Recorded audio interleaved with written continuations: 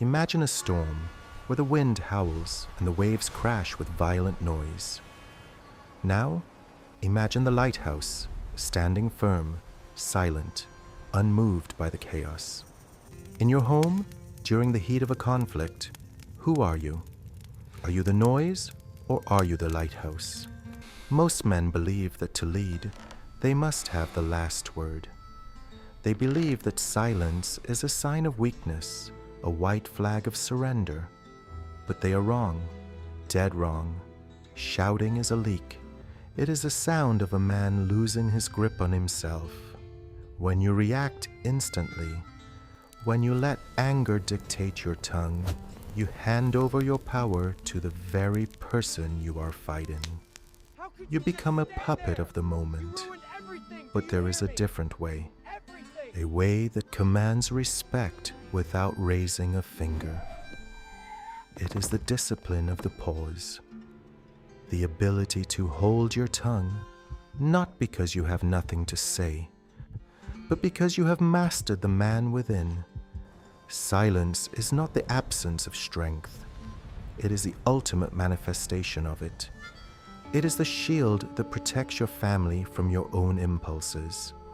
And it is the mirror that forces the world to reflect on its own chaos. Welcome back to the Unspoken home. Today, we are not just learning to be quiet. We are learning to be powerful. This is the discipline of silence. The hardest room to sit in is a room where only you and the silence exist. For most men, silence feels like a void. It feels like a hole that must be filled with noise, with excuses, or with accusations. Why are we so afraid of the quiet? Because when the world stops screaming, you are forced to hear the one voice you've been avoiding, your own.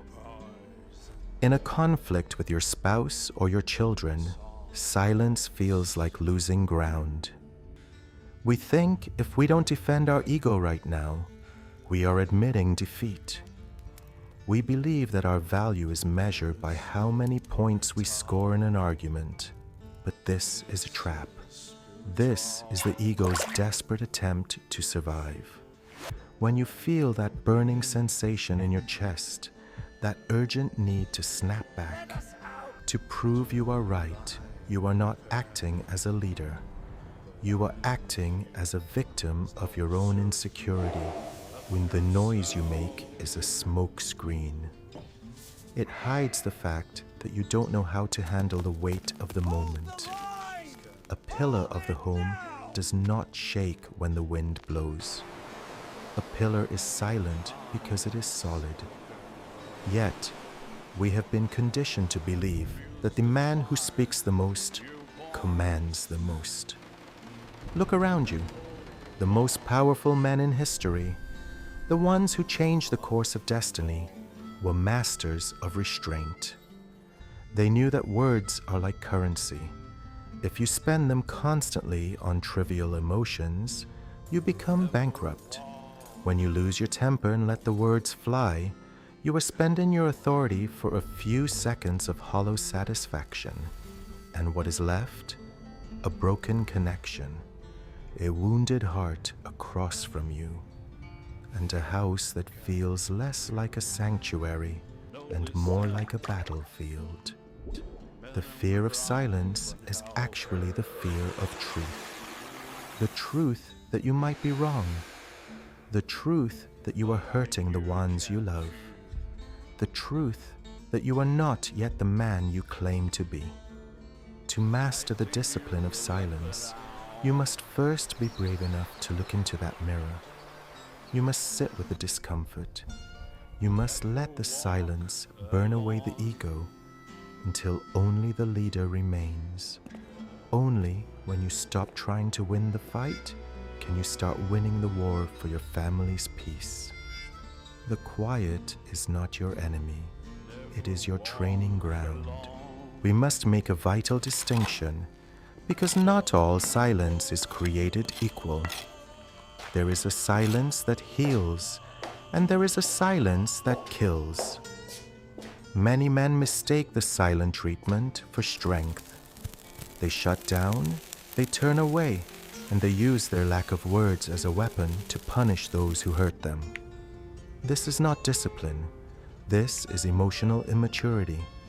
The silent treatment is a wall you build to shut people out. It's cold, it is manipulative, and it creates a vacuum where resentment grows.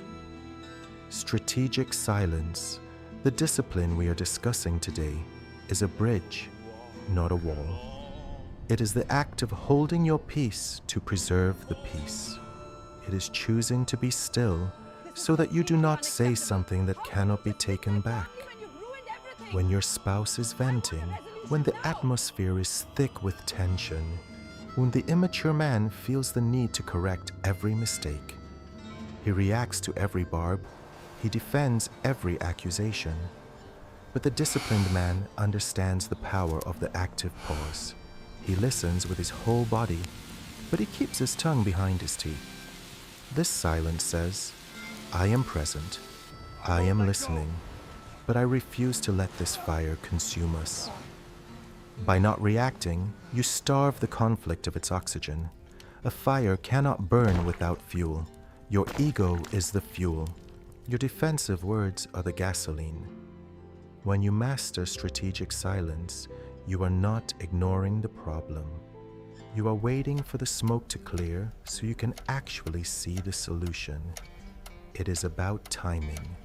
A leader knows that a truth spoken in anger is heard as an attack, but a truth spoken after a period of calm is heard as wisdom.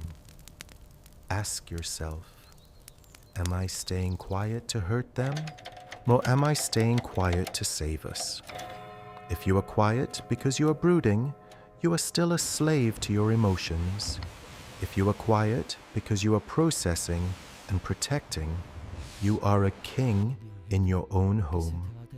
This discipline requires you to stay in the room. Do not walk away.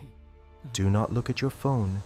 Look them in the eye, breathe, and hold the space. Your silence becomes a container. It allows the other person to feel safe enough to eventually lower their guard. It forces the high decibel energy to settle. You are the anchor in the storm. If the anchor starts drifting with the waves, the ship is lost. But if the anchor stays deep, heavy, and silent, the ship survives. This is the strategic weight of a leader. It is the ability to contain the chaos within yourself so it does not destroy your home. Learn the difference. One kills the connection, the other protects the covenant. To truly master silence, you must understand the war happening inside your own skull. When a conflict ignites, your body does not see a conversation. It sees a threat. It sees a predator.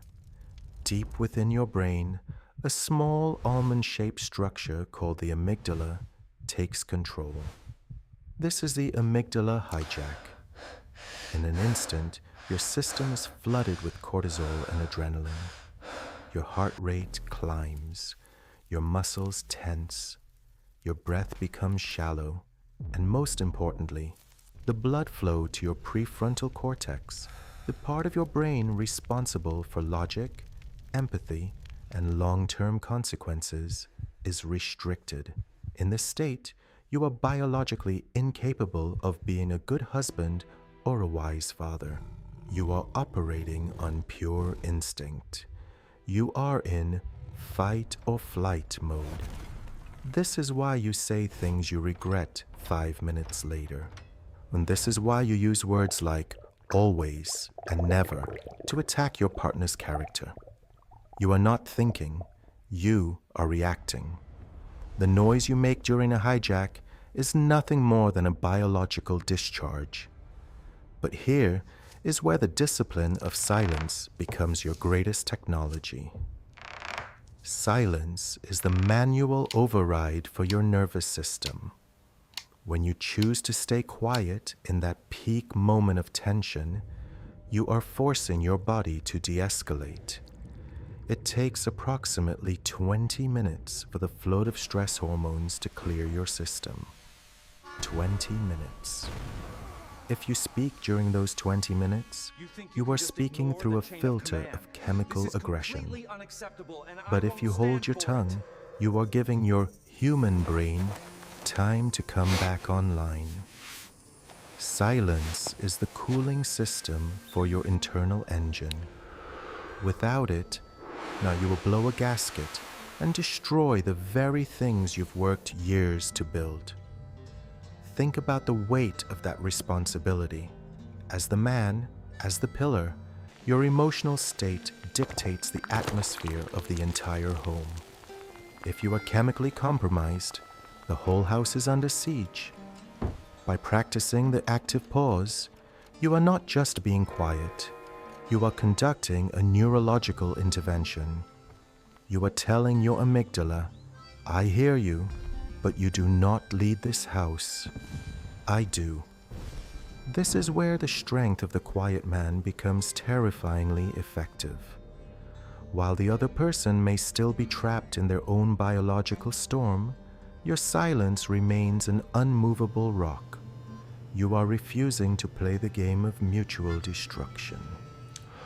You are waiting for the chemicals to subside, waiting for the logic to return, waiting for the moment where communication can actually happen.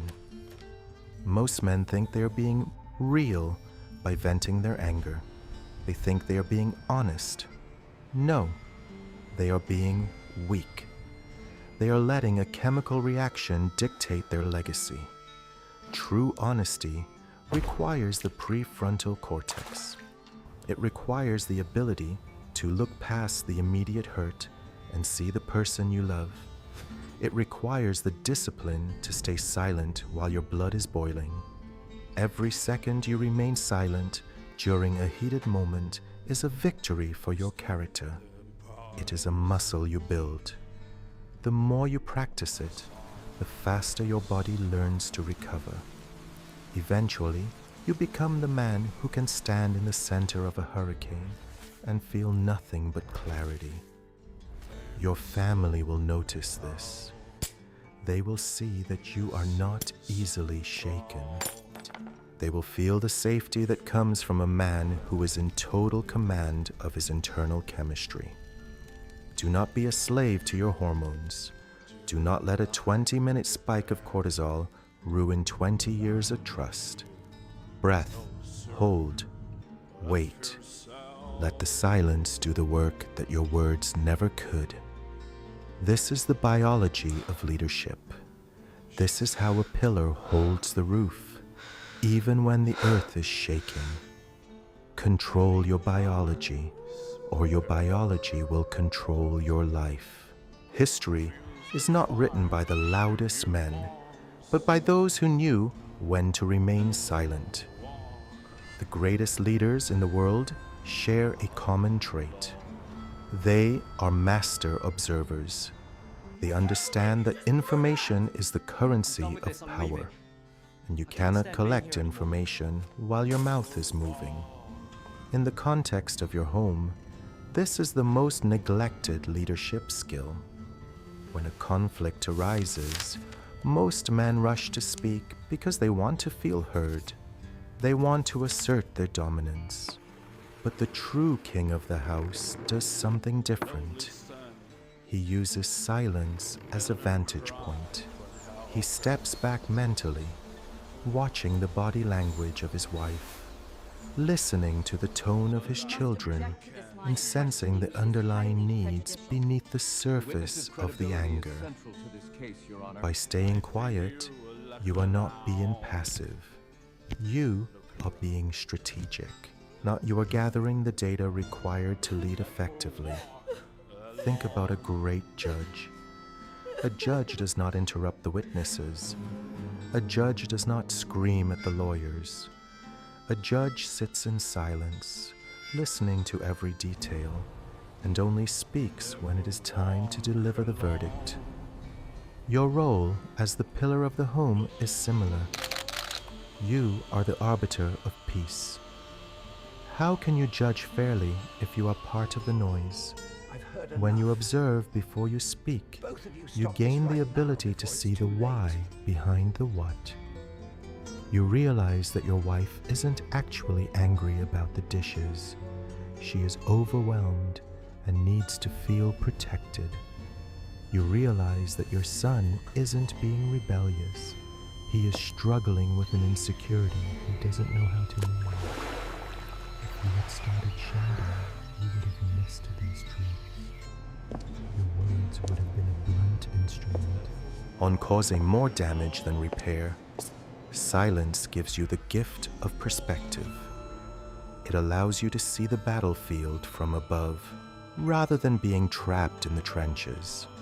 The men we admire most, the mentors, the fathers of nations, the masters of industry, all practice the art of the late response. They let the chaos swirl around them, remaining untouched by the storm until the perfect moment to intervene arrived. When they finally did speak, their words carried the weight of a mountain, because everyone knew that those words were forged in the furnace of observation. They weren't cheap, they weren't reactive, they were surgical. To be a leader at home, you must earn the right to be heard, and you earn that right by showing that you can listen. When your family sees you remaining calm and observant while they are struggling, they subconsciously begin to lean on your strength. Your silence becomes a gravitational pull that brings order to their chaos. It signals that you are in control, not just of the situation, but of yourself.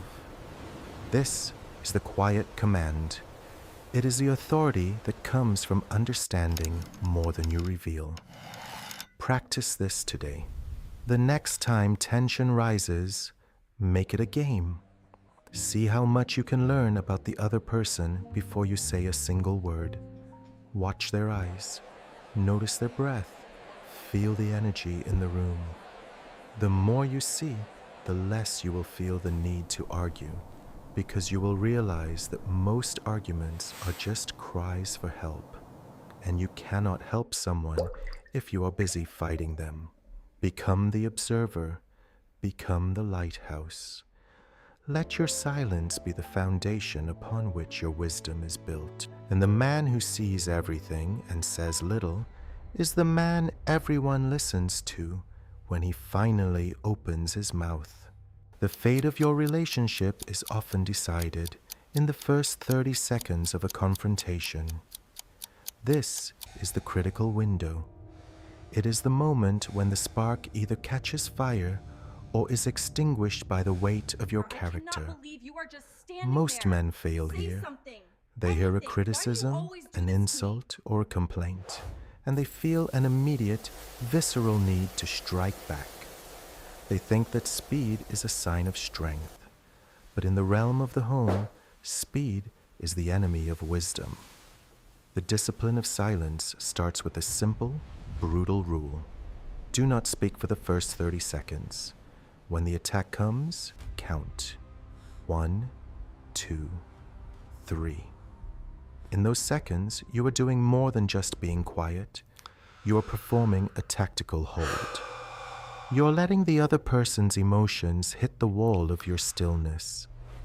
Think of it like a wave crashing against a cliff. If the cliff moves, the land is eroded.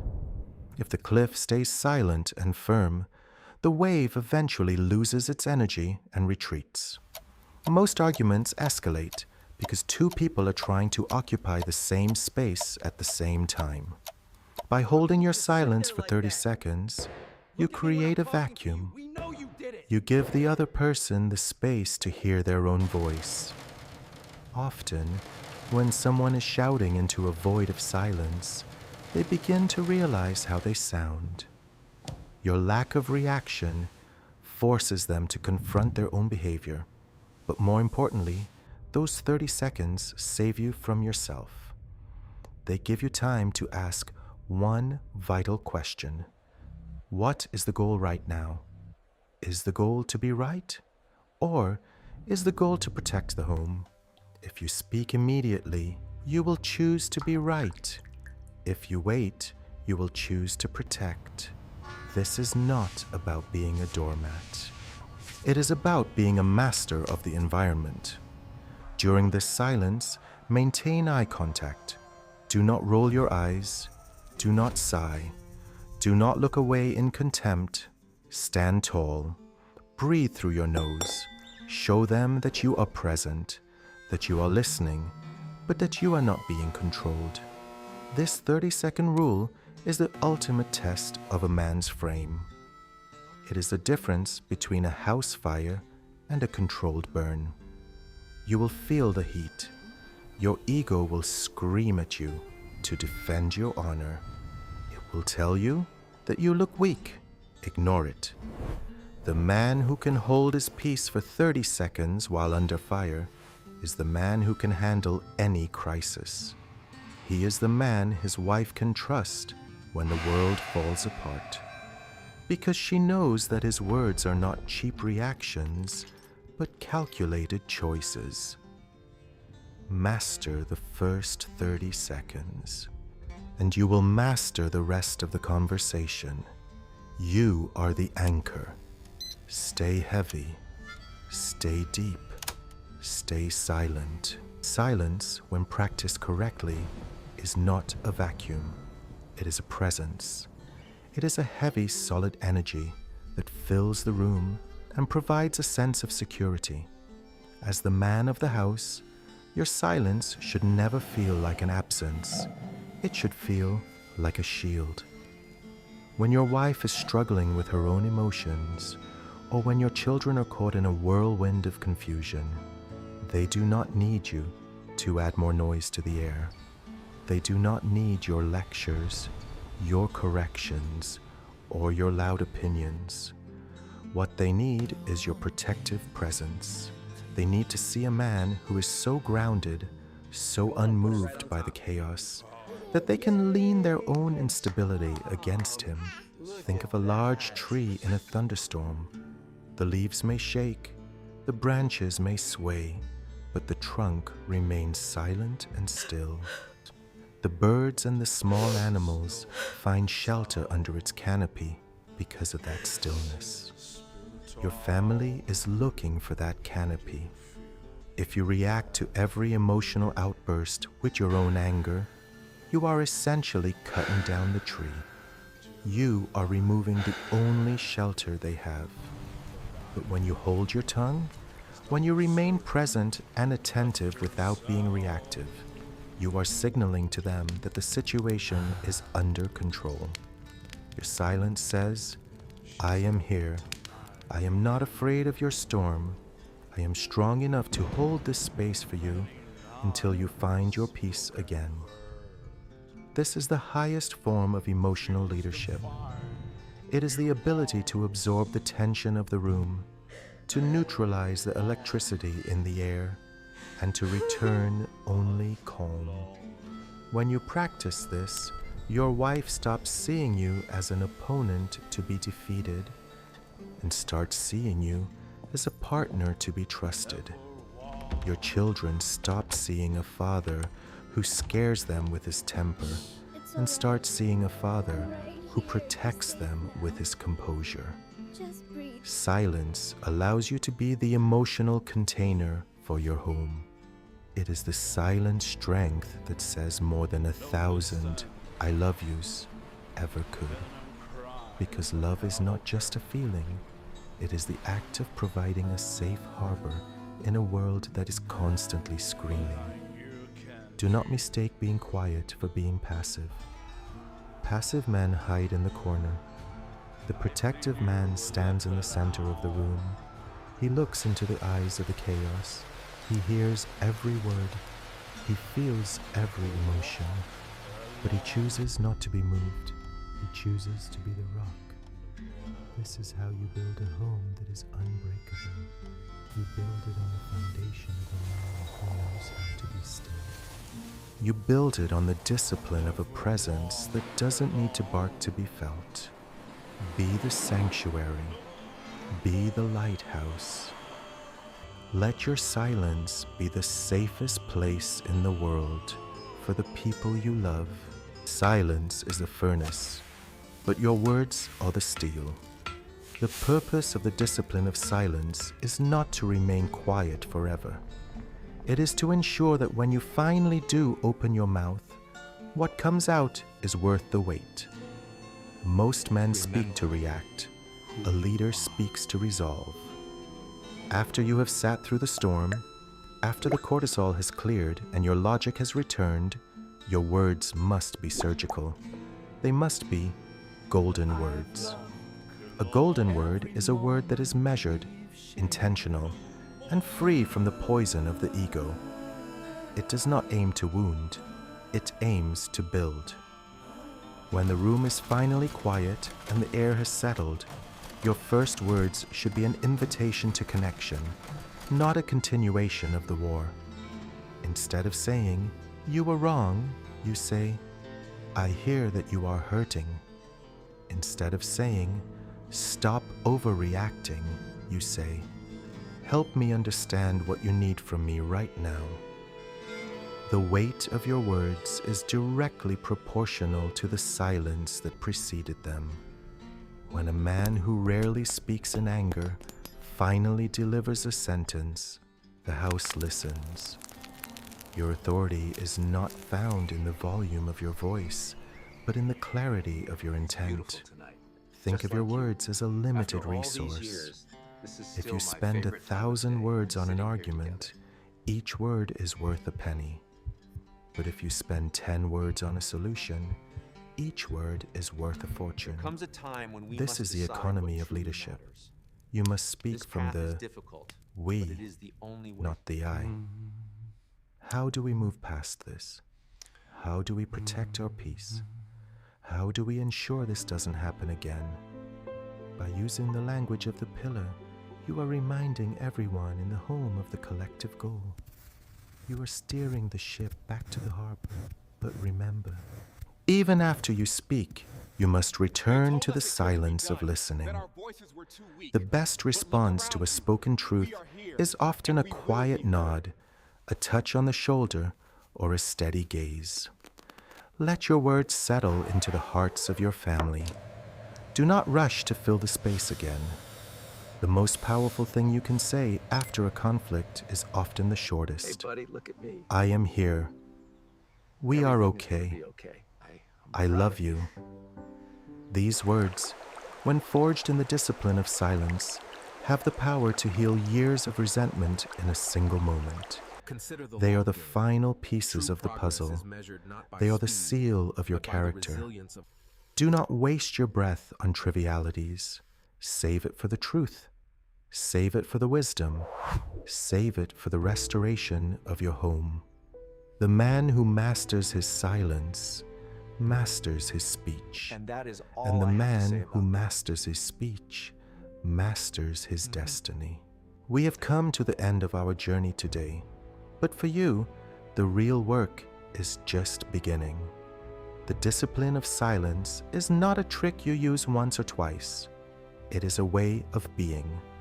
It is a slow, steady construction of a legacy that your children will inherit.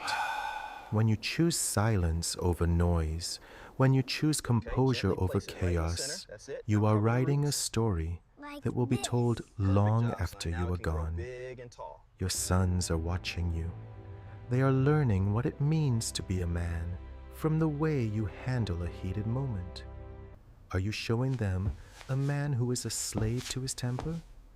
Or are you showing them a man who is the master of his soul? Your daughters are watching you. They are learning what kind of strengths to look for in a future partner. Are you showing them that love is a constant battleground? More, are you showing them that love is a sanctuary guarded by a quiet pillar? This is the true weight of the pillar. It is the understanding that your every reaction creates the blueprint for the next generation. The world is full of loud men. The world is full of men who think that dominance is found in the roar. But those men often end up alone, surrounded by the wreckage of the relationships they destroyed with their tongues. The unspoken home is built on a different foundation. It is built on the strength of the man who can hold the roof up, even when the winds of life are screaming. It is built on the trust that comes from knowing you will not break. As you move forward, remember that your silence is your signature. It is the sign of a man who has conquered himself. And a man who has conquered himself is a man who can lead anyone.